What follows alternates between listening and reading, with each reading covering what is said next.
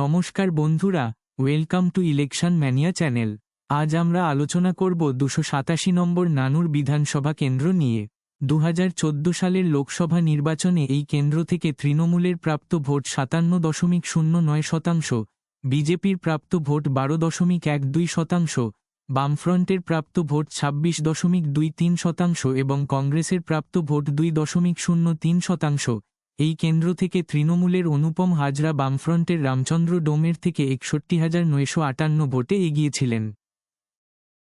2016 সালের বিধানসভা নির্বাচনে এই কেন্দ্র থেকে তৃণমূলের প্রাপ্ত ভোট 37.73%, বিজেপির প্রাপ্ত ভোট 8.88% এবং বামফ্রন্ট ও কংগ্রেসের মিলিত প্রাপ্ত ভোট 50.07%। এই কেন্দ্র থেকে বামফ্রন্টের শ্মলী প্রধান তৃণমূলের গদাধর হাজরাকে 25,730 ভোটে পরাজিত করেন।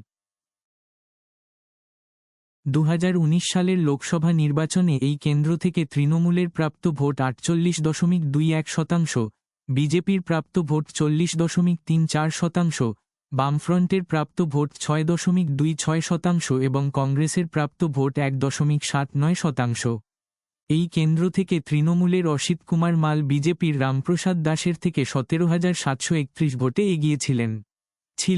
2021 সালের বিধানসভা নির্বাচনে এই কেন্দ্র থেকে তৃণমূলের প্রাপ্ত ভোট 47.64%, বিজেপির প্রাপ্ত ভোট 44.81% এবং বামফ্রন্ট ও কংগ্রেসের মিলিত প্রাপ্ত ভোট 5.47%।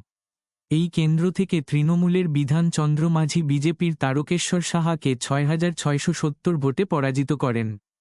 2024 সালের লোকসভা নির্বাচনে এই কেন্দ্র থেকে তৃণমূলের প্রাপ্ত ভোট 64.27%, বিজেপির প্রাপ্ত ভোট 28.77%, বামফ্রন্টের প্রাপ্ত ভোট 4.11% ও কংগ্রেসের প্রাপ্ত ভোট 0.47%। এই কেন্দ্র থেকে তৃণমূলের আশিত কুমার মাল বিজেপির পিয়া সাহায়ের থেকে 82,210 ভোটে এগিয়েছিলেন। 287 নম্বর নানুর বিধানসভা কেন্দ্র। 2026 সালের বিধানসভা নির্বাচনে এই কেন্দ্র থেকে সম্ভাব্য বিজয়ী কে হতে চলেছে? এই কেন্দ্রের মোট ভোটার 2,65,383। এই কেন্দ্র থেকে তৃণমূলের সম্ভাব্য প্রাপ্ত ভোট 44.15% ও বিজেপির সম্ভাব্য প্রাপ্ত 46.4%।